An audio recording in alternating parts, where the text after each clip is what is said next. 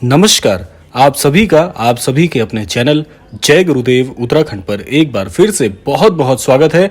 कामना करते हैं कि आप और आपके परिजन सभी स्वस्थ होंगे। इसी कामना के साथ बढ़ते हैं आज के अद्भुत क्रमांक की ओर। तो आज के क्रमांक में हम आपको बताने वाले हैं 3 ऐसे सिद्ध उपाय जो कि यदि आप अपने जीवन में करते हैं नियमित रूप से और आप चाह रहे हैं कि जीवन पर बुलंदियों को आप प्राप्त करना चाहते हैं, तो ये तीनों उपाय आपके बहुत काम आने वाले हैं। तो इसीलिए इन तीनों उपायों को बड़े ध्यान से सुनिएगा और साथ साथ में जो भी नए दर्शक हैं जो अभी इस चैनल को देख रहे हैं, कृपया चैनल को सब्सक्राइब करना मत भूलिएगा। तो आइए बिना समय व्यर्थ किए हुए बढ़ते हैं आज के अद्भुत क्रमांक की ओर। आज के इस क्रमांक में जो 3 उपाय हम आपको बताने वाले हैं, ये अपने आप में बहुत सिद्ध उपाय हैं। इनको किसी प्रकार की कोई भी त्रुटि की आवश्यकता नहीं है। इन उपायों को यदि नियमित रूप से क्रमबद्ध तरीके से आप अपने जीवन में जोड़ लेते हैं तो ये उपाय आपका भाग्य बहुत शीघ्रता से उदय कर देंगे। तो आइए बढ़ते हैं क्रमबद्ध तरीके से अपने पहले उपाय की ओर। ये जो पहला उपाय है, इसको आपने बड़ी ही सरलता के साथ करना है। कोई भी ऐसा उपाय नहीं है जिसमें कोई विशिष्टता छुपी हुई है। उपाय वही जो सरल हो, सबकी समझ में आए। अब पहला उपाय जो है उसके अंतर्गत आपको क्या कार्य करना है कि इस उपाय के अंतर्गत जिन लोगों के जीवन में यह परेशानी काफी समय से चली आ रही है कि जिस भी कार्य क्षेत्र में जुड़े हुए हैं वह कार्य क्षेत्र बहुत मेहनत करने के बाद भी बढ़ नहीं पा रहा है, या जो भी नौकरी पेशा आप करते हैं उसमें उन्नति नहीं हो रही है, आप पूरी ईमानदारी से काम कर रहे हैं, कुल मिलाकर आपको जितना मिलना चाहिए उतना नहीं मिल रहा है, तो इस उपाय में आप क्या करिएगा कि रोज की तरह स्नानादि करने के बाद आपको एक तांबे के पात्र में जल भरकर सूर्य देवता को अर्पित करना है। पहला कार्य यह है। इसके साथ एक कार्य और जुड़ा हुआ है, पहले इसको समझ लीजिए कि आपको एक तांबे का पात्र लेना है और सूर्य देवता को वो जल अर्पित करना है।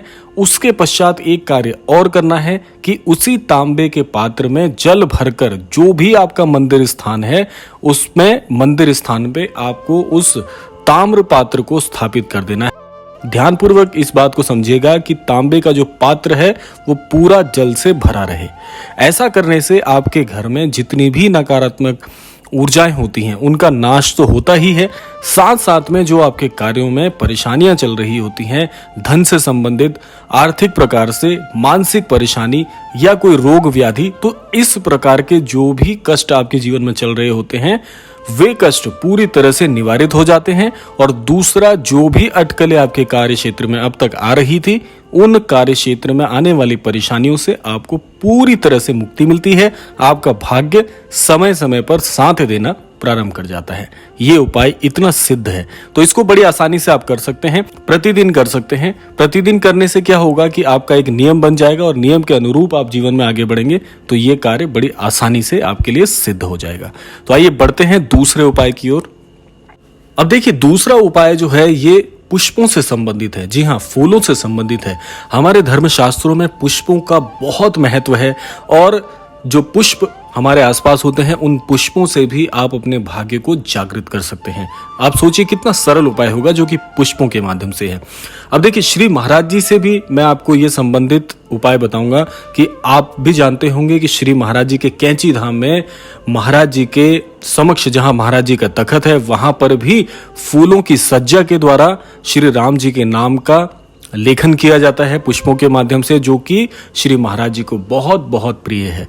इसी प्रकार पुष्पों के माध्यम से आप क्या कर सकते हैं अपने जीवन में कि रोज सुबह ताजे पुष्पों का आप जो आपके इष्ट देवता हैं, जिनको भी आप मानते हैं, जो भी आपके मंदिर स्थान में विराजित हैं ईश्वर, उन पर आप पुष्पों की सज्जा करिए, यानी कि पुष्प चढ़ाएं।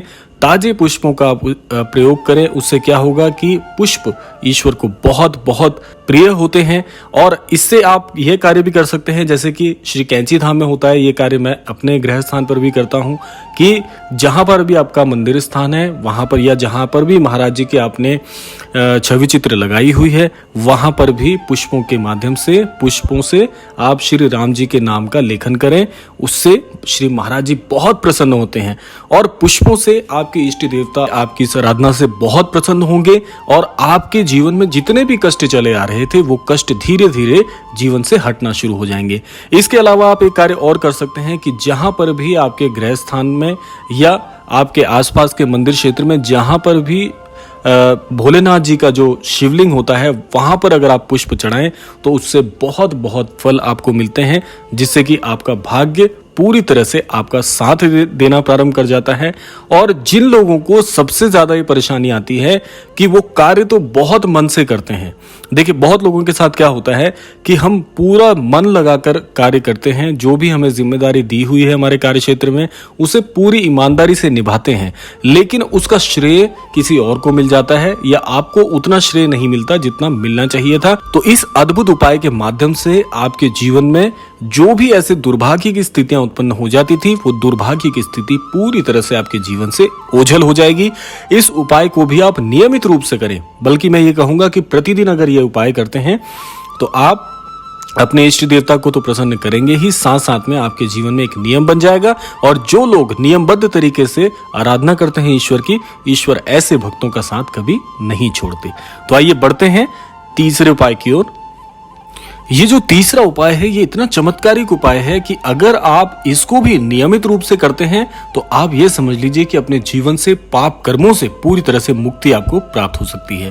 देखिए प्रतिदिन अगर आप चींटियों को शक्कर मिला हुआ आटा खिलाते हैं, ऐसा माना जाता है कि इस उपाय के करने से आपके जो पाप कर्म है उनका क्षय हो जाता है और पुण्य कर्मों का उदय हो जाता है। और वैसे भी हमारे सनातन धर्म में मनुष्य को ईश्वर की सबसे सर्वश्रेष्ठ कृति बताया गया है और इसके साथ साथ में मनुष्य की ये जिम्मेदारियां भी बनती हैं कि जो छोटे जीव हैं उनकी सहायता करे, उनको कष्ट ना पहुंचाए और जितना बन सके उनकी सेवा करें। तो इसीलिए जितने भी ऐसे सूक्ष्म जीव हैं जिनको भोजन के लिए भटकना पड़ता है या किसी न किसी प्रकार से उनको कष्ट होता है, तो उनके कष्टों के निवारण के लिए आप कोई कार्य कर सकते हैं। और जरूरी नहीं कि ये केवल चींटियों के लिए या अन्य जीवों के लिए भी है। तो इस उपाय के माध्यम से आपके जीवन में यदि दुर्भाग्यवश कोई ऐसे कार्य हो गए हैं जिनके लिए आपको अभी पछतावा हो रहा है, आप ये सोचते हैं कि काश ये बुरा कार्य मेरे द्वारा नहीं हुआ होता तो काफी अच्छा होता, तो ऐसे जो आपसे कार्य हुए हैं, ऐसे जो पाप कर्म हुए हैं, तो उन पाप कर्मों के निवारण के लिए ये उपाय सबसे सर्वश्रेष्ठ है। ये बहुत लाभकारी होता है, ये इतना सिद्ध उपाय है कि इससे आपके जीवन में जितने भी कष्ट चल रहे हो या कष्टों की कोई भी श्रेणी का कष्ट चल रहा हो, वो सारे कष्ट आप इस उपाय के माध्यम से आसानी से निवारित कर सकते हैं। तो ये थे आज के वो 3 उपाय जो कि बहुत सिद्ध हैं। अगर नियमित रूप से प्रतिदिन इनका उपयोग किया जाए जीवन में तो आप अपने मनुष्य जीवन को बहुत बहुत सार्थक बना सकते हैं। तो यह था आज का अद्भुत क्रमांक। आशा करते हैं इस क्रमांक के माध्यम से निश्चित तौर पर आप अपने जीवन में कुछ सीख पाए होंगे। इसी कामना के साथ विदा लेने का समय आ गया है। विदा लेने से पूर्व समय है प्रार्थना का। यही प्रार्थना मैं करना चाहूंगा कि श्री महाराज जी सभी को सन्मति प्रदान करें, सभी को सद्बुद्धि प्रदान करें, इस संपूर्ण सृष्टि का, इस संपूर्ण लोक का कल्याण हो। इसी कामना के साथ विदा लेते हैं। मिलते हैं अगले क्रमांक में। तब तक के लिए जय श्री राम, जय गुरुदेव, जय उत्तराखंड।